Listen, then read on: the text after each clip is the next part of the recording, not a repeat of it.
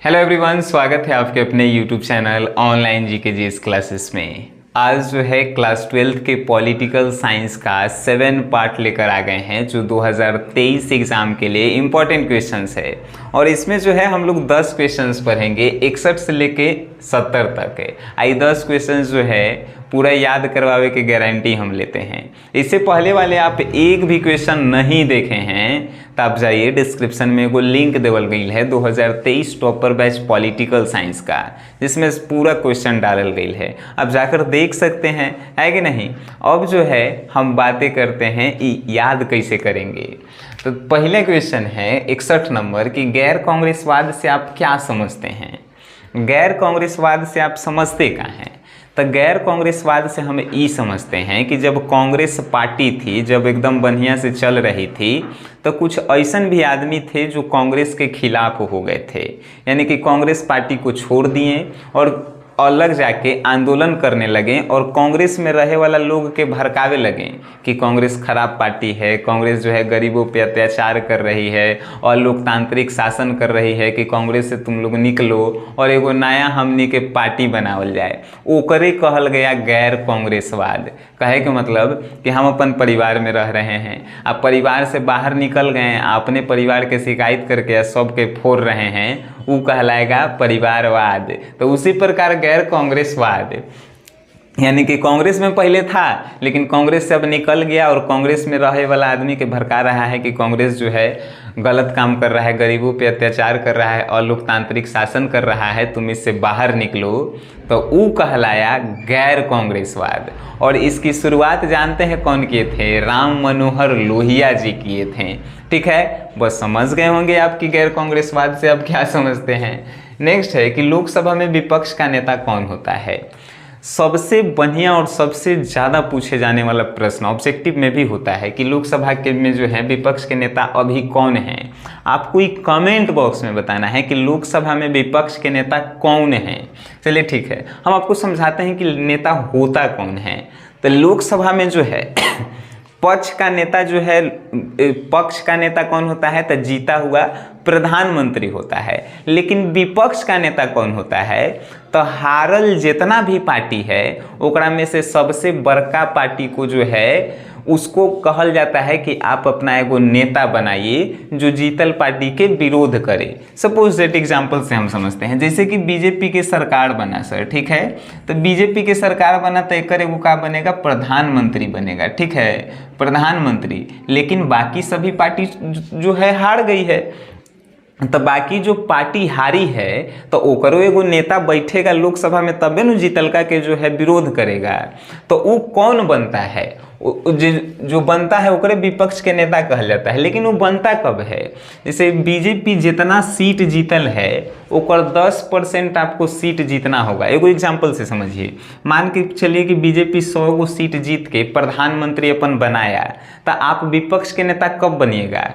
तो कम से कम एक 10% सीट आपको जीतना होगा। यानी कि बीजेपी अगर 100 गो सीट जीतल है या सरकार बनैले है तो आप 10 गो सीट जीतेंगे, तब भी जो है विपक्ष के नेता बन सकते हैं। समझ गए? तो विपक्ष के नेता बनेला सबसे बड़ा पार्टी हारल में से होना चाहिए। जैसे कि कौन कौन हार गया है? तो कांग्रेस हार गया है, आप हार गया है, सब पार्टियां तो हार ही गया है। जीता कौन है? बीजेपी। तो हारल में से जो सबसे बड़ा पार्टी है ना, वह विपक्ष के नेता अपन बनाता है।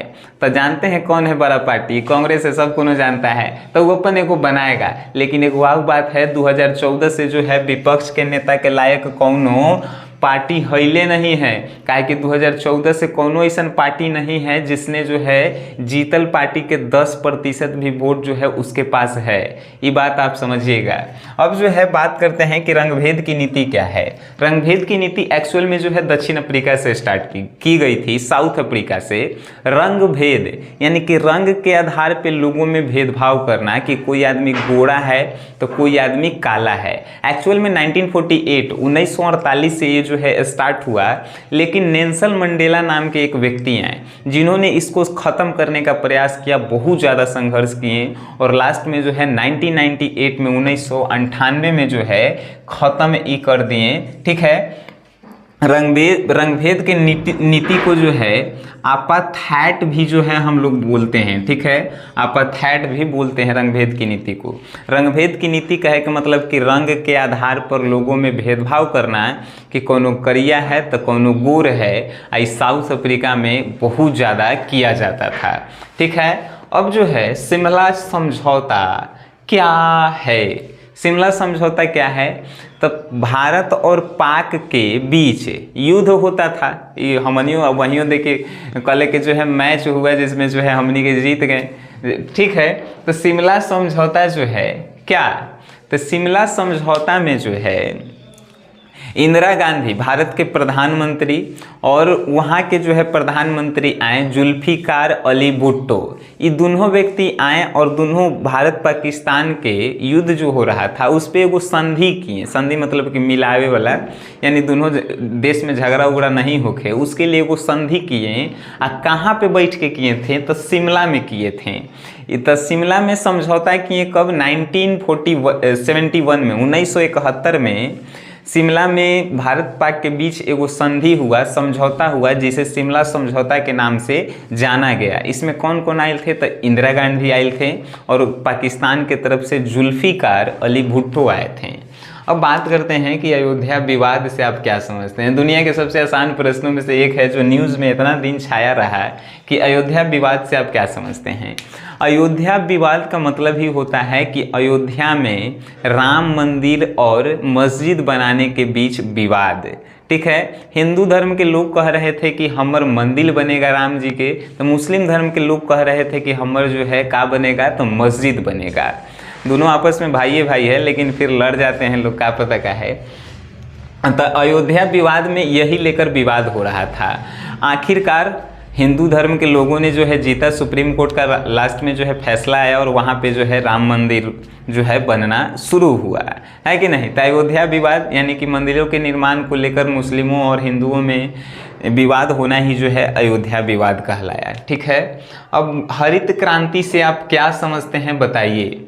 दुनिया के सबसे आसान प्रश्न में से ये हमारा प्रश्न लगता है कि हरित क्रांति, हरित मतलब हरियर, क्रांति मतलब कि क्रांति लाना, यानी कि कृषि में जब तेजी से विकास हुआ तो ओकरे नाम देवल गया हरित क्रांति। हरित क्रांति की शुरुआत जो है तीसरी पंचवर्षीय योजना 1965 से 1967 के बीच जो हुआ था उसी में हुआ था।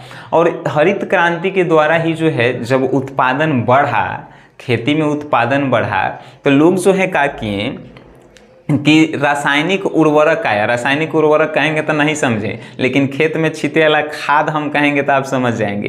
तो रासायनिक उर्वरक यानी कि खाद और अच्छे अच्छे बीजों का जो है बढ़ोतरी हुआ। कब? हरित क्रांति के कारण ही हुआ। तो हरित क्रांति कहे का मतलब कि कृषि का तेजी से विकास, जिसमें रासायनिक उर्वरक और बीजों का जो है अधिक मात्रा और अच्छे अच्छे बीजों और रासायनिक उर्वरकों का उत्पादन करना। और हरित क्रांति की शुरुआत तीसरी पंचवर्षीय योजना 1965 टू 67 यानी 1965 से 67 में हुआ। अब हम बात करते हैं कि बहुत सारे लोगों को जो है इसका नोट्स चाहिए जो रिटर्न में है। एक्चुअल में है मेरे पास रिटर्न में, तभी तो हम पढ़ा सकते हैं, है कि नहीं। मेरे द्वारा लिखा गया है, अपनी लैंग्वेज में रिटर्न में लिखा गया है। अगर आप इसका जो है नोट्स चाहते हैं पॉलिटिकल साइंस का, जो 2023 के लिए VVI मोस्ट VVI इंपॉर्टेंट आपको क्वेश्चन दिया जाएगा, तो लगभग जो है 100 वो जो है हम लोग क्वेश्चंस आपको शॉर्ट क्वेश्चंस देंगे, जरा हमने के हिंदी में कहते हैं लघु उत्तरीय प्रश्न। अभी हम लोग 70 तक पहुंच चुके हैं, ठीक है। 100 को देंगे लघु उत्तरीय प्रश्न, 30 को जो देंगे हम आपको लगभग जो है क्या बोल जाता है ओकरा, दीर्घ उत्तरीय यानी कि लॉन्ग क्वेश्चन हम आपको देंगे। लेकिन ऐसा ही नहीं देंगे दोस्त, एक लिए कुछ प्रोसेस है। प्रोसेस ये है कि आपको जो है इसके बदले में कुछ पेमेंट करना होता है, जिसका नाम जेकर कहल जाए तो 101 रुपया करल जाता है पेमेंट। अब कैसे करेंगे ये प्रश्न आपके मन में, तो एक नंबर है 9608339424, इसी नंबर पे आपको पेमेंट करना होगा। पेमेंट करने के बाद इसी नंबर पे व्हाट्सअप पेमेंट का स्क्रीनशॉट अपने डिटेल्स के साथ करेंगे। आपको एक ग्रुप में जोड़ा जाएगा 2023 टॉपर बेस्ट पॉलिटिकल साइंस, और उसके बाद आपको पर्सनली व्हाट्सएप पे PDF भेज दिया जाएगा। एक सब्जेक्ट का लेते हैं, जैसे पॉलिटिकल साइंस का 101 रुपया, लेकिन 3 सब्जेक्ट का लेते हैं तो 303 रुपया होता है। लेकिन आपको जो है 253 रुपया ही देना है। समझ गए? ई रही कमाए वाला धंधा यानी बिजनेस के बाद, लेकिन कमाए से ज़्यादा पढ़ाई पे हमारा फोकस होता है। आपको मन करेगा तब भी लीजिएगा, कौनो ज़बरदस्ती नहीं है। हम तो कहते हैं कि पढ़ाई के आप अच्छा नंबर ला सकते हैं, है कि नहीं? हमारे क्लास खाली कीजिए। चलिए, चिपको आंदोलन के प्रभाव लिखें। चिपको आंदोलन के आखिर में प्रभाव का हुए। बड़ी अच्छा प्रश्न पूछ ले है कि चिपको आंदोलन, लेकिन हम आपसे एक ऑब्जेक्टिव प्रश्न पूछते हैं कि चिपको आंदोलन की शुरुआत किसने किया था? सबके मालूम होगा, सुंदरलाल बहुगुणा। चिपको आंदोलन था क्या? तो पेड़ों से चिपक कर पेड़ों को जो है कटने से बचाना ही चिपको आंदोलन कहलाया। ठीक है। चिपको आंदोलन के प्रभाव, यानी चिपको आंदोलन जब शुरू हुआ तो उसका प्रभाव क्या पड़ा? तो लोग जो है जागरूक हो गए, पेड़ों को कटने से बचाने लगे, पर्यावरण जो है शुद्ध रहने लगा। ठीक है। और जो है लोग कृषि में जो है दिलचस्पी लेने लगे, यही इसका प्रभाव रहा। अब क्या हम आपको बताएं। नेक्स्ट है कि विश्व स्वास्थ्य संगठन के कार्य बताएं, जेकरा इंग्लिश में कहल जाता है WHO। ठीक है। एक्चुअल में एक स्थापना जो है 1948 में हुआ था। ठीक है। 1948 में जिनेवा में हुआ था WHO का, यानी कि वर्ल्ड हेल्थ ऑर्गेनाइजेशन।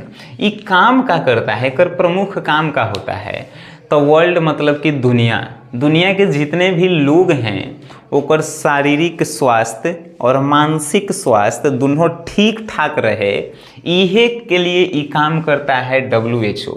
ठीक है। कि जितना भी दुनिया में आदमी है सबके शरीर ठीक ठाक रहे, ओकर दिमाग ठीक ठाक काम करे, उसके लिए WHO काम करता है। समय समय पे कुछ चीज़ों का आविष्कार करते रहता है, कुछ दवाइयाँ बनाता है, WHO ही करता है। जैसे कि कोरोना जो है महामारी आया तो दुनिया के सभी लोग परेशान हो गए, WHO ने जो है इस पे आविष्कार करना शुरुआत किया। तो एक यही सब काम धंधा है। ठीक है। हेल्थ मतलब कि हेल्थ से रिलेटेड ही काम करेगा। निःशस्त्रीकरण की परिभाषा दीजिए। बड़ी बढ़िया प्रश्न में से एक है कि निःशस्त्रीकरण की परिभाषा दीजिए। एक अपन लैंग्वेज में हम आपको समझाते हैं, आप परिभाषा जो है नोट से देख के लिख लीजिएगा। जैसे कि निःशस्त्रीकरण जो है एगो नियम है। ये नियम काहेला है तो समझिएगा तनी। जैसे कि पाकिस्तान वाला जो है हमनी के मारेला कुछ अलग तरह के हथियार बना रहा होगा। ठीक है। तो वो हथियार जो है बड़ी खतरनाक होगा कि अगर वो हमनी के मार दिया तो हमनी के सब खत्म हो जाएंगे। तो निःशस्त्रीकरण एगो नियम है कि जैसे ही हथियार के पता चला कि वो खतरनाक हथियार हमनी के बना रहा है तो हमनी के जो है निःशस्त्रीकरण नियम के तहत ओकर पूरा जो खतरनाक हथियार बनेले है जाके नाश कर सकते हैं। है कि नहीं बढ़िया नियम? यानी कि किसी भी देश के खिलाफ अगर आप खराब हथियार बनाते हैं, खतरनाक हथियार बनाते हैं, तो वो देश जो है आपके खिलाफ एगो निःशस्त्रीकरण नियम के तहत वो पूरा जो है सामान आप बनाए हैं उसको नाश करवा सकता है। ठीक है। अब जो है जैसे कि हम ही जो है मान के चलिए आपके मारने के लिए वो खतरनाक डंडा बनाए, तो निःशस्त्रीकरण एगो नियम है कि आप बिना कुछो से कुछ पूछले आप आएंगे, वो डंडा के नाश करके चल जाएंगे। चलिए बढ़िया से समझ गए होंगे। आइए तनी परमाणु युद्ध के प्रभाव के बारे में जानते हैं। अगर आपके घर पे मजाके में तनी समझिएगा, समझे के बात यहाँ पे है कि परमाणु मार देवल जाए तो आखिर होगा का? घर जलबे करेगा, घर के साथ साथ वो आदमियों जल जाएगा, ओकर आसपास के गाँव पे प्रभाव पड़ेगा। वैसे ही अभी प्रश्न के लेके समझिए कि परमाणु युद्ध के प्रभाव का वर्णन कीजिए। यानी कि अगर कोई दो देश के बीच में परमाणु से युद्ध हुआ तो का प्रभाव पड़ेगा, यही बात आपको समझना है। प्रभाव बड़ी सिंपल पड़ेगा कि जितना भी जो है देश में घर है जल्दी नष्ट होना स्टार्ट हो जाएगा। परमाणु गिर रहा है, जल्दी नष्ट होबे करेगा। घर के साथ साथ वो जाके आदमियों खत्म होगा, आदमी के साथ साथ वहाँ की आर्थिक स्थिति बिगड़ेगी, आर्थिक स्थिति के साथ साथ जो है देश पीछे जाएगा। इतना सारा प्रभाव है कि लिखते लिखते आप हैरान हो जाइएगा। आप जो है आप एक 200 प्रश्न के हमें नहीं लगता है कि ज़िंदगी में कभी भूलो पाएंगे कि ये सब पॉलिटिकल साइंस का तक कितना लेकिन के समझ में नहीं आता है कि भारी होता है। आप देख के प्रश्न बता सकते हैं कि कितना भारी है कि नहीं। और ज़्यादातर अगर आप इसके विषय में पढ़ना चाहते हैं नोट्स लीजिए, नहीं मन है मत लीजिए। वीडियो देखें यहाँ अच्छा लगल होगा तो खाली अपन दोस्त में शेयर करेला है, यही एगो रिक्वेस्ट हम करते हैं। अब वीडियो देखें उसके लिए धन्यवाद।